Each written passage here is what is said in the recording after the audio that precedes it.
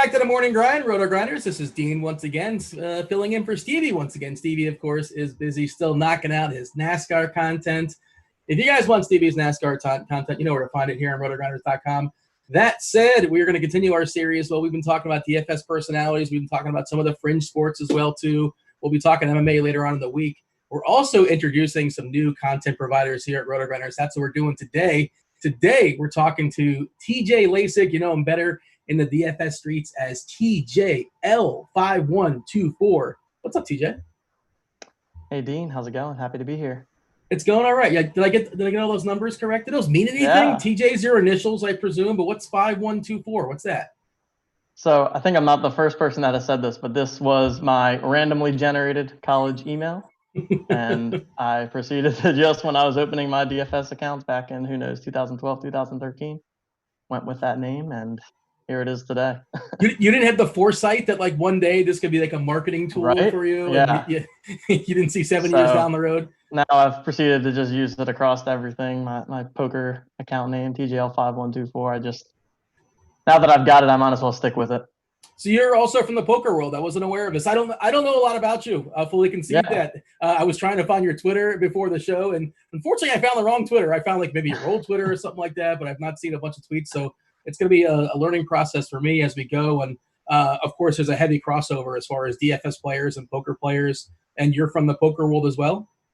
Sure. Yeah, I played a decent amount online back pre-Black Friday, and never too seriously. Wasn't a professional by any means, but played some poker back in the day. I think a lot of poker folks, people with that mindset, have gotten into DFS as well. And then I've more recently got back into poker in the online PA site during this quarantine and the lack of sports. So. Oh, you can play online for legally in Pennsylvania, correct? Yeah. So PokerStars PA legal. So they have some pretty decent sized tournaments and stuff there. Are you born and raised in PA? Dabbling a bit. Yeah, I was born outside the Philly area, so like 45 minutes outside the city, and then live in Philly the past couple of years. What's that like? Do we enjoy Pennsylvania? I hope we do. We've been there our whole lives. Yeah, no, I like it. I've spent my whole life here. Had a brief stint where I lived in Richmond, Virginia for a year and a half after college, but for the most part, Philly born and raised, and no plans to leave. Pats or Genos are all you want to go off the board? I'm a Pats guy over Genos. I think Steve's Princess Steaks is my favorite, which is another more of the touristy generic ones. But hey, I'm fine with the touristy ones. I know some people try to be Philly truthers and say that the touristy cheesesteaks aren't any good, but I mean, I still think they're pretty good if you ask me. The local snobs probably have their own like hole in the wall they enjoy that the tourists don't know about, right? That's what I would assume. Yep, for sure. I mean, let's be honest, they're all good. But it's funny, growing up in Philly, you get a little bit spoiled by it, and then you're in another city and you accidentally order Philly cheesesteak, and it's just not the same. It's not the same. As far as your RotoGrinders profile, I just kind of pulled it up on the fly here. Your overall ranking out of over 87,000 people, just short of 88,000 people, you're currently at 86th. Player of the year, currently 229. Super heavyweight, you're 64th out of 1,300 and change. PGA, you've been crushing of late. You're 30th out of over 10,000. You're under 200 in NHL. You're in the top, 516 here as far as NFL out of over 40,000 people. You're going to be doing content here at RotoGrinders. Do we know just yet specific as far as what sport you're doing, if you're doing audio, if you're doing articles, or it's just like, we'll figure it out when sports arrive? Yeah, just kind of figuring it out as we go to start. I would say that my two main sports would be NFL and PGA. So maybe I'll be getting involved in the PGA stuff sooner than later, since that's one of the few sports that we have up and running now. But no specific plan. I think we're just going to test a couple of things out and see what goes well and take it from there.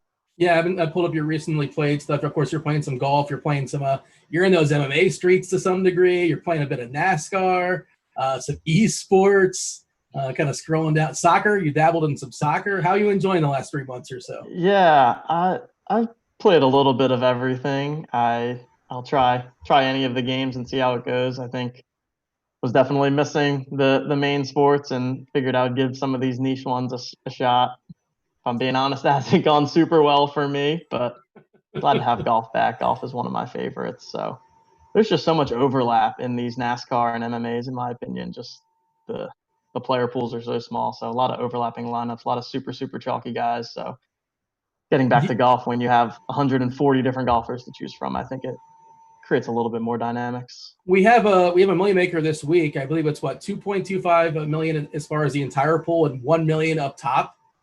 Is that something you dabble in? Because for me, that's just not for me. That doesn't suit my gameplay. My UCF math, what is that, 44% or so in first place? Look, again, it's great if you want to live the dream and turn, is it $15 or $20 into $1 million? That's awesome. Have at it, enjoy yourself. But I'm an ROI guy. I'm not very sexy when it comes to my play. I don't really go. I tend to be more chalky than ambitious than goofy, and you probably need to be ambitious and goofy to some degree. So that tournament's not for me. Also, it's golf, so I don't know what I'm doing from the start. How about yourself? Are you going to fire at that? Is that something that appeals to you? Yeah, so I'm kind of on the same page with you here. I'm not a big MME guy, a big large field tournament guy. I actually prefer to.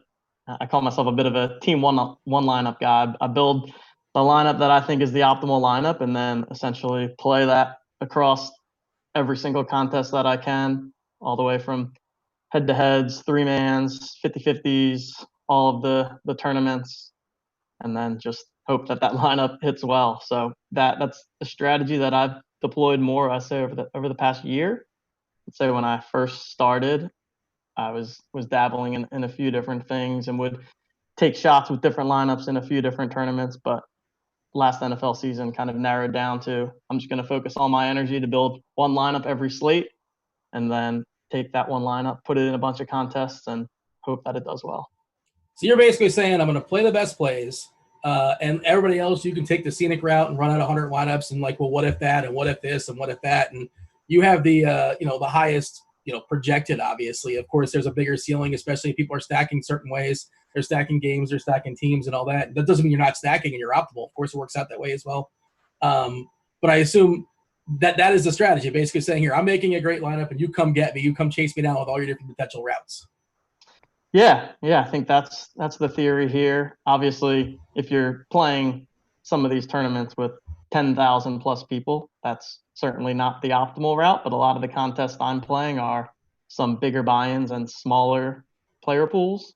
So 200, 500 people, where your chalkier lineup can certainly come in at the top. And more so for me about, when you have a good week, if I'm 2.5, 3, 4xing my money, I'm more than happy with that. Don't necessarily have to be taking first in the GPPs to be taking home a nice solid week. So just found that being able to focus all my energies in that one space and trying to become really, really good in that area has had some success for me. So I'll continue to go with that for now, but I'm always trying to evaluate my play and look for different opportunities.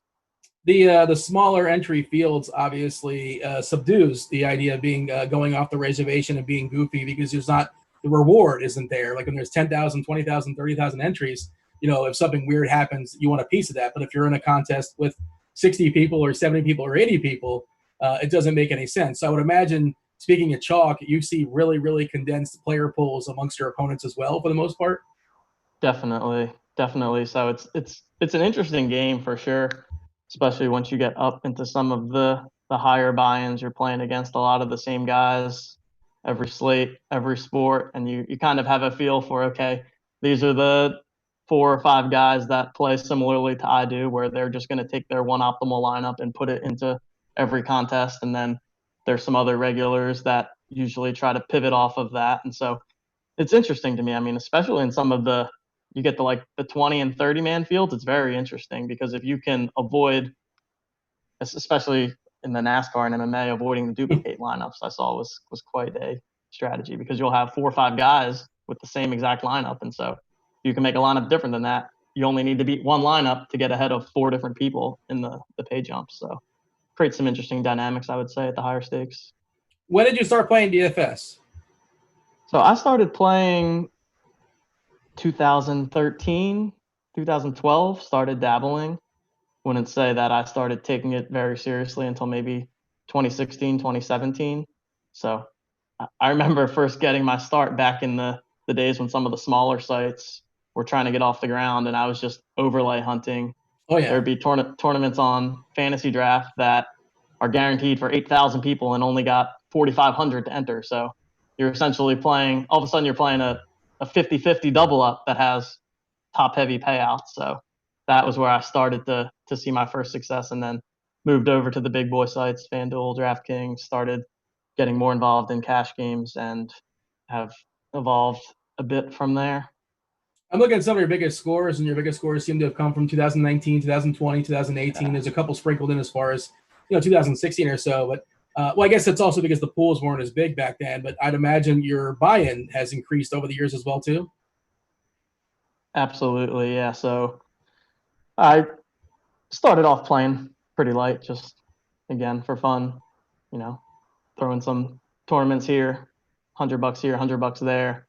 Started to have some success, and gradually ramped up my volume. And then 2018 was my first, I would say, significant year where I made what I consider to be significant money. And so then going into 2019, specifically going into the 2019 NFL season, is when I really told myself, okay, I'm gonna take a shot at this. I'm gonna really ramp up my volume to a level that it hadn't been at previously. Play every single contest that I can. Start to play the luxury box, these larger buy-in tournaments, and fortunately was able to hit a week or two pretty big, and that's been able to keep me afloat into 2020 here. Are you a full-time grinder, or are you still you have a day job as well? No, so I do have a day job actually. So what do we do during the day? So I work for a pharma company and work in tech. We do website analytics implementations.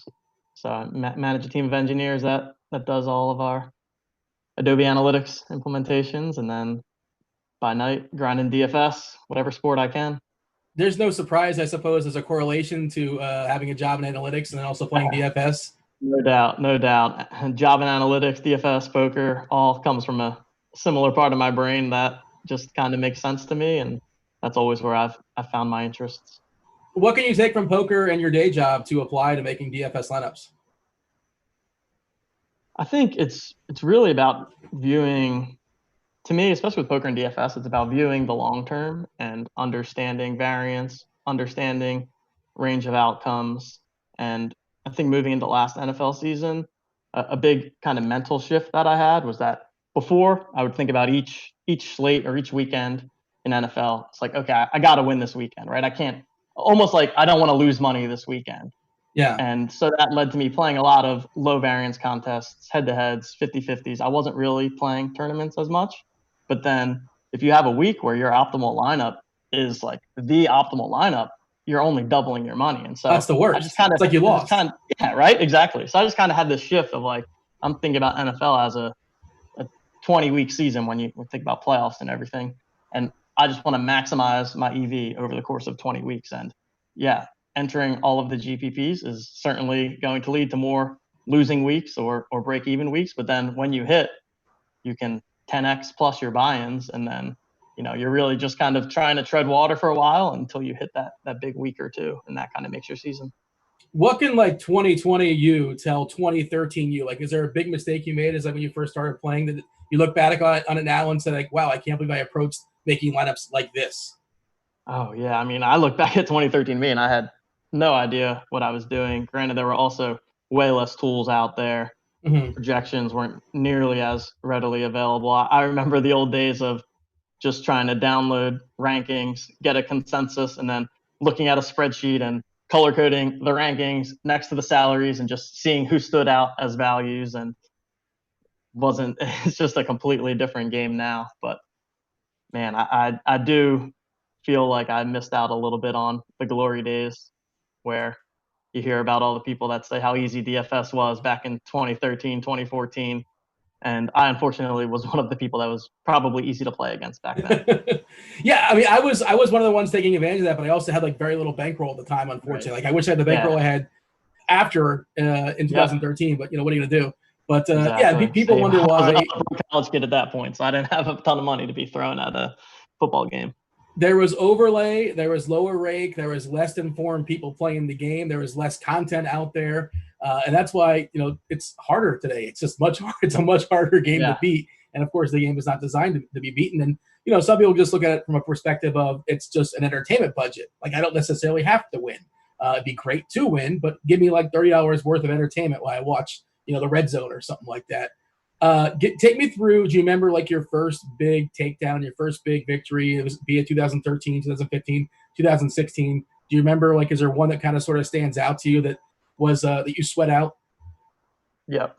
Yeah, I think there's two that stand out. One was early on and was a much smaller score, and then one was just in 2019, which was when I really felt I had my breakthrough. So the early one I remember I guess it was 2013. I think it was 2013. It was week 17, and I won the fantasy draft. I guess it was like a $25 GPP for 10K up top. And so that was at the time the biggest score I had, and also the first like outright win that I had. And so that was the first time where I was like, okay, maybe there's real money to be made here, there's future here. And then honestly kind of broke even for a few years after that, just kind of testing a bunch of things out, seeing what worked, seeing what didn't. And then last year was when I had 3 substantial scores as I moved to this strategy of building. So basically, the last NFL season, I would take one lineup that was my optimal lineup in my cash game. That was where I made my head-to-heads, 50-50s, also entered that in the tournaments. And then I would also make a second lineup that was more of my tournament lineup, which is pretty much my cash build, but maybe 2 or 3 pivots, forcing in a stack or a mini gain stack, something like that. And so I hit, I think, second or third in the luxury box amongst some other things on DK in like right before Thanksgiving. And then I had a pretty decent score on Thanksgiving, and then had a really big one on FanDuel at the end of 2019, which was crazy. I mean, I think I won one of the turn. I think I won the $500 and then got like second in 3 others.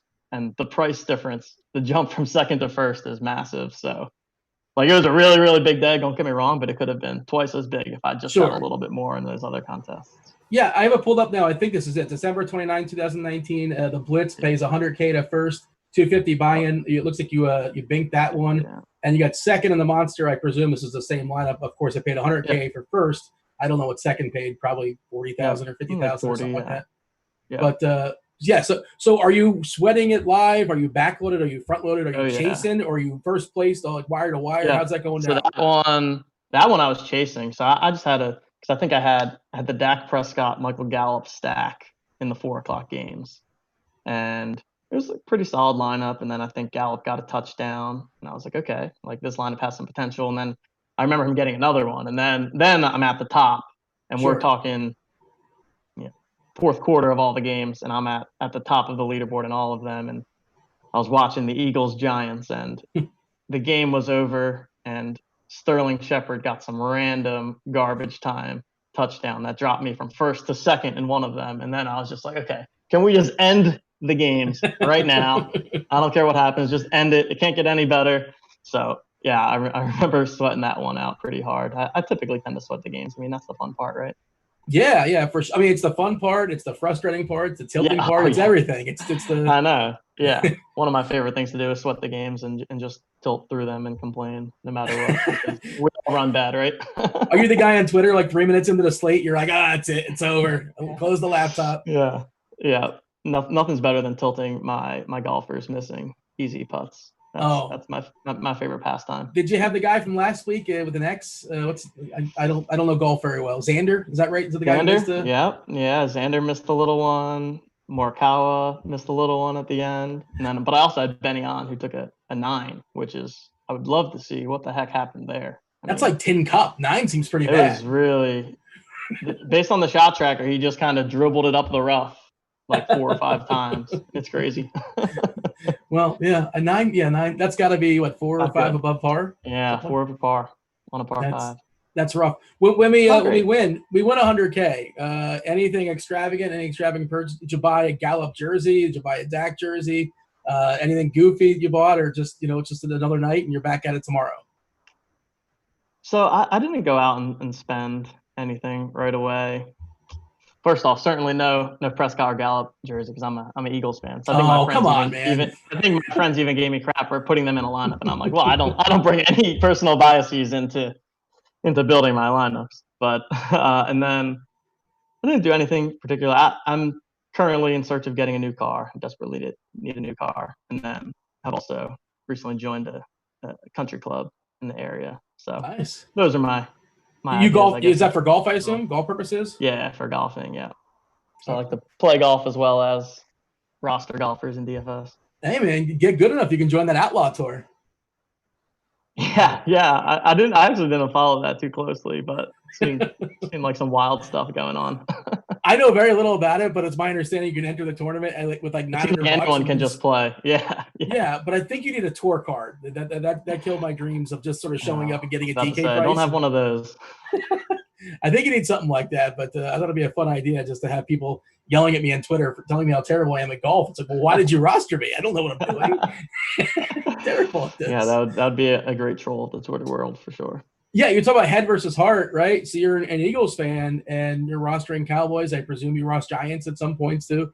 Washington players, I guess. Yeah. Not many options out there.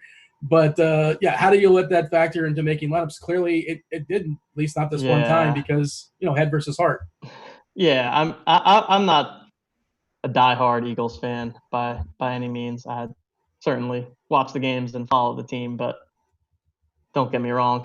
Come Sunday, my number one rooting interest is whoever I've rostered that day in DFS, and the Eagles come second to that. So yeah, but that's your favorite team in football. Friends feel the same way. Yeah. And I assume you thought your friends, the friends are giving you crap. You probably played, season-long leagues with them in high school and in college and things like that. Yeah. And we've got some season-long leagues going that we still play to this day. I think they actually love having me in that league because I don't pay nearly as much attention as I should because I'm too focused on my DFS. So I think I'm surprisingly easy money in our season-longs, and they thank me for that sometimes. Well, yeah, 100%. It's like, let's see, time is a big commodity in DFS, especially if you have a day job as well, too, and you're doing other things. It's like, am I going to spend 20 minutes researching DFS, or am I going to spend 20 minutes, adjusting my season-long line, or looking at the waiver wire to, it's $100 buy-in, whatever it is, and like the best case scenario, you win $1,000 or $1,500 or whatever it may be, and it's like you're sweating the potential of making hundreds of thousands of dollars every single week, and like, why would you care about your season-long team outside of like talking smack to your friends? And injury news breaks on a Sunday morning, and the first thing I'm doing is not going to Yahoo to add drop my season-long league. And then your friends are like, I can't believe you started so-and-so, like you're not paying attention. And it's like, who's got time for these things? I don't have time for these things. Of course not. Do you play Showdown? Is that also something you check out? Is that I for you? I do, yeah. So big fan of Golf Showdown for sure. Okay. So on a typical golf weekend, I'll play the main slate, and then I'll play all the Showdown slates as well. And then for football, I played a lot of the FanDuel single game. I played DraftKings Showdown as well, but for some reason my results just weren't very good. So I never quite figured out. You find FanDuel might be softer?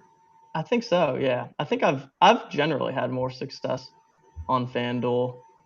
I mean, it's interesting. I think the more you get into DFS, the more you realize that it's not always about how good you are. It's more about, can you just play against people that are worse than you? And how do you find spots to play against people worse than you? So, which I haven't always done the best job of recently. Yeah, like trying to some of the people I play against, but it is what it is. Trying to find the edges in 2020 is hard. And if you're like, one of the edges you discovered is that there's a weaker player pool, weaker opponents on FanDuel as opposed to DK. And I've heard that from people as well too. And, just talking to people in the industry, most everyone, I prefer DK. I prefer DK. And if everybody that's like quote unquote sharp prefers DK, maybe they're not delegating as much time to FanDuel, and maybe there's more of a, I don't know, fish, if you want to say, on the FanDuel perspective, the FanDuel side. And maybe that's a sharp move to spend more time in FanDuel. In 2018, 2019, when FanDuel first came out with the NBA single game, I spent a lot of time there because none of the – and at the time, I was not really – I didn't consider myself a high-stakes player. I was more of a mid-stakes player. And the prize pools weren't big there. So I don't think it was worth the time for a lot of the guys that were grinding the big money NBA. And so if you can just be the person to dominate a game type, I think there's a huge advantage there. I mean, if you can be the person that's dominating a three-man lobby, and I don't know if you ever look at the three-man lobbies, but you see the same guys there that'll just enter every contest. And if you can find a game somewhere, no matter what it is, where those guys aren't playing, and you can be the one that's doing that, you're gonna put yourself in a good situation. So that was where I built a lot of my bankroll, was playing that FanDuel single game NBA. So you laid claim. You said, "This is my lobby. I'm gonna take the 3-man." And then, single last game year, a bunch of the other guys came into it and kind of ruined that. So the prize pool started getting bigger, but yeah, at the time there was no one really posting 500 and above head to head. So it was pretty much just me, and that was a good time. What is the edge? What are people doing in the single game basketball? Are they playing guys that aren't even in the rotation? So it was really about, because they have the multipliers. So it was really just like jamming the studs into the multipliers and then play 2 punt guys. And anyone that wasn't doing that, you're just so far behind, especially in NBA, where obviously if Anthony Davis is on the slate, like, unless he gets hurt, he's gonna be the highest person scoring in that qualifier game. He might go to the locker room. Maybe he was the poor example. LeBron, someone more reliable. But yeah, it was interesting. And I think that's the exact mentality that kept people out of those games, is, it's single game. There's no edge to be had. People assume that there's no edge before actually testing it out, right? Everyone's going to have a good lineup. Okay, but play it and figure that out. And if they do have a good lineup, then okay, stop playing. But I made the same assumption. A little bit lazy in that way. Yep. Because I also think maybe some people have that brain from DK, and DK, of course, charges you. Like, if you're going to play a guy 1.5 times, they're going to charge you the salary 1.5 times. So FanDuel dumbs it down, like, for lack of a better term, where basically, okay, who's going to score the most points, put him here. Who's going to score the second most points, put him here. And they don't charge anymore. There's no unless you're playing tournaments, of course, and there's like 3 or 4 or 5 guys you can reasonably argue that this person could score the most fantasy points in this slate, and also nobody's going to put him up top. Then there's a tournament, you're playing the ownership game, yada, yada. But for like a 2-man or a 3-man game, like, you just, I'm going to do the smart thing. If you do it too, so be it. But try to figure it out. And then a lot of in the head-to-heads, right? It's like, okay, if someone else plays the optimal too, great, we chop it up and you get your rake back. So there's no blood loss there. Do you have to write and ask them for rake back? Or it doesn't automatically happen, right? You have to, like... No, you got to ask them. That's something I don't think people know. Very sneaky. No, definitely. And if you're playing, especially if you're playing any of the small slate stuff where there's likely overlap, I mean, if I'd never emailed them to get my rake back, I would have a significant less chunk than what I did, because playing against, once some of the other guys got in there, I mean, most likely we're going to have the same lineup almost every time. So it's usually pretty obvious what the optimal is. Do you ever do the 150 and make 150 lineups? That's just not your lane right now. I've actually never done that, surprisingly. Yeah, it just doesn't work with my brain for some reason. Like, believe me, I get the theory. It makes total sense. But at the same time, I'm like, why would I play player A over player B? Player B is better. It's a better play. I just, for some reason, because of variance and small sample sizes and wonkiness. Yeah.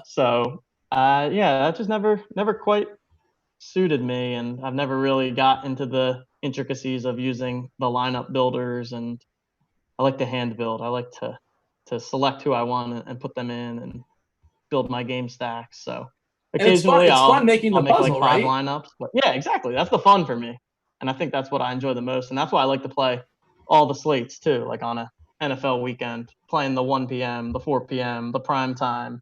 I enjoy the game of, okay, what is the optimal lineup for this slate? What do I think is the optimal lineup for this slate?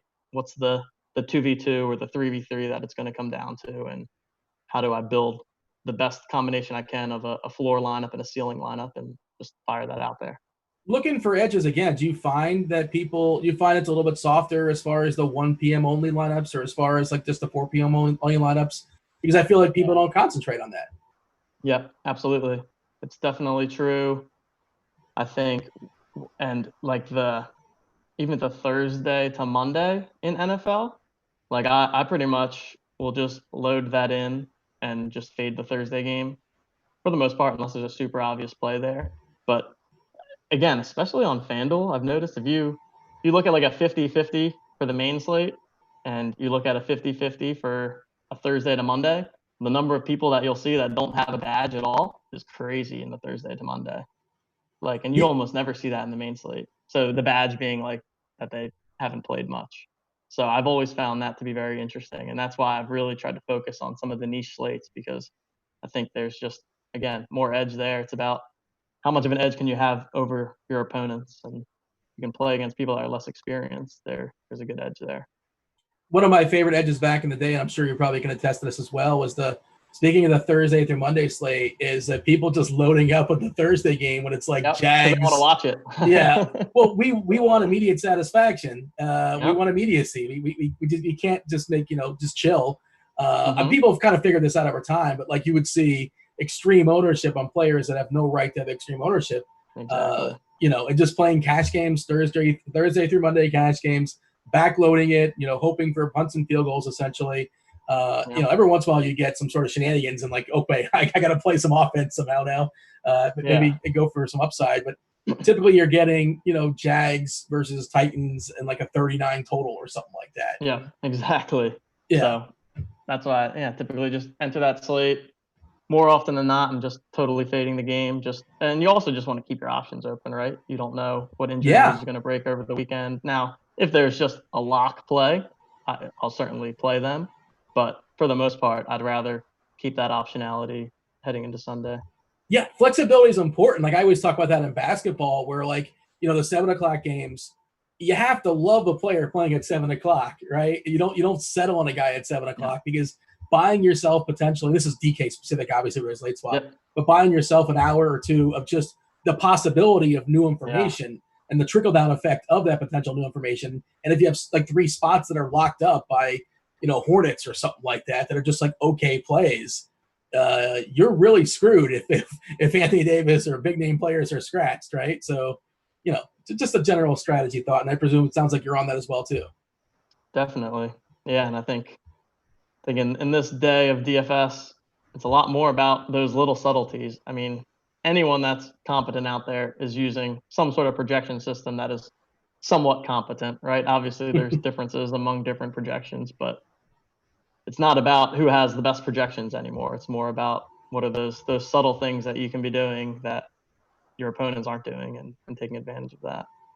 You said, you kind of committed the Eagles. They're your favorite team, Philadelphia, as far as football. If you had to pick one, it's the Eagles. Team. How do we feel about what's going on there at the quarterback and the draft and all that? I honestly have no idea what they're doing. I really don't. I don't have a good explanation for it. I am not a fan of it. It was just baffling. Is Hurts going to be like a Taysom Hill type? Like a Taysom Hill, I guess, but yeah, I don't know. I was joking with my friends, like, I can't wait for Carson to get hurt, and then we still roll Nate Sudfeld out there instead of. Well, that's going to happen, right? Isn't at least as of right now, I think. Absolutely, yeah.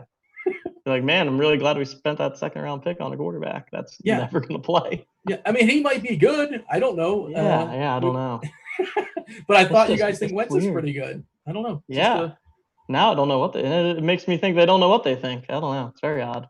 Who knows? Maybe they're going to well, I'm sure they have a plan. In theory, they have a plan. They have a tendency to want to think they're smarter than everyone, and so they love going off with these wonky ideas, and so that they can act like they're smart when it pays off. But is that I'm a chalk guy, so stick with the chalk. Is that the same across the board as far as your favorite team? We're talking about the Flyers, talking about the 76ers, and we're talking about the Phillies? Yep, yeah. Philly guy across the board. Say hockey's my favorite sport to watch, and I played hockey growing up, still play now. Who's your comp? Coached hockey as well. So who's your comp? Who's your NHL comp? Were you like Goon, or are you like somebody go out there and score, or what? Nah, I'm a smaller defenseman. I'm like a puck moving defenseman, I would say, offensive defenseman. So I guess on the Flyers, you could say Shane Gostisbehere, except I can't shoot the puck nearly as hard as he can. But in terms of being a shifty little guy, that's more my speed out there. Fair enough. And you say to watch, you're talking about in person, right? Hockey's not the same on TV. It's fine, but like in person for sure. Football on TV, 100%. I'd actually rather watch football on TV than in person. I think football's tough to follow in person. Plus, if you go to a Neil's game, everyone's just drunk out of their minds, and it's madness. You're saying the stereotype is true? Oh, it's true. It's true. Yeah. But I'm not one of those stereotype guys, I promise. They have they have a jail underneath the stadium? Is that at least the old stadium? Or is that the new stadium? Or is that there's actually an actual court and a judge waiting for shenanigans to go down? Isn't that a thing? I've never heard that that's a thing, but am I it would making be this up? I feel like this is justified. the thing. I'm fairly certain they have like Really? somebody. Yeah, I've never waiting. heard that. Yeah. Interesting. And I also Maybe remember that one is of the a thing. Eagles fans, I presume this was not you, eating horse manure as a celebration when they won the Super Bowl. Do you remember this or no? It's an interesting way to celebrate, and I can confirm that was not me. Okay, but you did see the video footage of. Yeah. Yeah. Are you There's pro some crazy Santa people Claus? out here in Philly. How do you feel about Santa? Are you pro, indifferent? Santa? Oh gosh, it's tough to be a Phillies fan that gets lumped in with all these things that these. Yeah, I'm just asking questions. I'm not trying to I'm not stereotyping. I'm just curious to get the lay of the land. Yeah, your favorite Philly athlete or favorite athlete in general? Favorite Philly athlete? I mean, I love Joel Embiid. I think he's Sure. awesome. I love the way he plays. I love his Twitter game. I think he's probably my favorite Philly athlete right now. How do you feel about the 76ers chances? NBA playoffs around the corner in theory, we presume. We'll see. Yeah. I mean, it's so hard to gauge with this much time off. I think they have a chance. I don't think they're one of the favorites, but I think they have a chance to get out of the East and compete with the Milwaukees. But it's going to be interesting. I mean, Joel could be terribly out of shape by the time we get back. You never know with what he's been up to. Yeah, it's wild because, and like people were speculating, like the number one suspect of like who's going to be an absolute disaster coming out of this quarantine would be Jokic. I'm not sure. Have you seen Jokic? He's ripped. Oh yeah, like, he's lost like 30 pounds. I presume there's muscle in there too. And like people were saying, like Jokic, he likes Pepsi. Like he's a Husky kid, Husky child, and yeah, who knows what anybody's going to be like. And it's hard to speculate. But for the regular season, Philadelphia was sixth in the East, which is disappointing, but of course in basketball they were doing well early and then just were really on a downward spiral towards the end there. How do the Pacers have the same record as you guys? That's embarrassing. What's going on there? It's crazy. I really don't know. I'm hoping that the top end talent of the Sixers will help out come playoffs because obviously those guys will be playing bigger minutes, but we'll see. I think I have a bet out on them. I think I placed a homer bet on them to win at some point. Hopefully, in my account somewhere. Yeah, they're I don't know what it is right now, but of course, hopefully I got good odds back then, but I don't think I did. It's basketball. It's not hockey, right? Like hockey, anybody can win. Basketball, it's basically one of 5 teams. Yep. Did Philly make Did the hockey team there? Yeah, the Flyers were actually on a heater coming into so the NHL. I don't know if you saw what they're doing. They're doing like a interesting 24 teams, right? Team playoff, yeah. So, and anybody can win out of 24. Literally anybody. Hockey, I would definitely say, is the most volatile sport. You said you like going to the games in Philly. Or anywhere. Your favorite like at the game moment you can remember. Like I was at the game. This is the coolest thing I've ever seen live. Oh, that's an interesting one. I don't know if this is my favorite moment, but it is the first thing that came to my mind is that I went to the home opener when they were first introducing Gritty as the mascot. And he came down from the ceiling. It was pretty funny. And just like this obnoxious beast of a thing. I'm like, this thing is terrifying looking, but it was also pretty cool at the same time. What is a Gritty? I've seen Gritty. What is it? What is Gritty? Like what is it? Like Gritty just embodies Philadelphia. He's just a big orange gritty beast. I really have no idea what a Gritty is. I don't even know what a Flyer is. So he's just bringing back the Broad Street bullies of old, and he's the mascot that you don't want to mess with out there. He's like 10 feet tall. He's massive. They did an amazing job. Whoever's a part of the social media there for the Flyers because. Yeah, like out of nowhere, everybody knew who Gritty was, and like he has this sort of presence, he has this personality, and he's rose into the ranks of the mascots. And of course, you guys have the Fanatic, right? I guess Philadelphia is known for their mascots. Yeah, the Fanatic too. Have they ever met before? Gritty and the Fanatic? Yeah, that's a good question. They've probably been hanging out during quarantine. It's the same guy for all we know. Who knows? Yeah, right. Exactly. How about the Phillies? Do you like the Phillies this year coming up? Well, we don't know if there's going to be a season, but in theory, hypothetically. Yeah. So I'm actually not a big baseball guy. I'll say that. So Phillies is definitely the team I know the least about. To me, going to a Phillies game is going somewhere to drink outdoors for a few hours and have some fun with friends. But yeah, definitely were disappointing last season.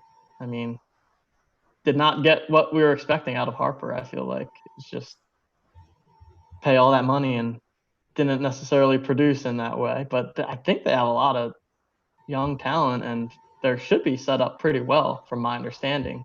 But yeah, who knows what the future is for baseball at this point. Yeah, you got like maybe 10 more years of Harper, so hopefully he makes it work for you guys. Yeah. All right, gotta get you out of here because I appreciate your time. Anything else you want to say to the RG community? Of course, welcome to the RG community, TJ. But tell them your Twitter because are you going to become more Twitter active? Because... Yeah, I think I will become a little bit more Twitter active here. So yeah, you can follow me on Twitter at TJL5124DFS. Haven't tweeted much historically, but maybe I'll get into the streets a little bit there.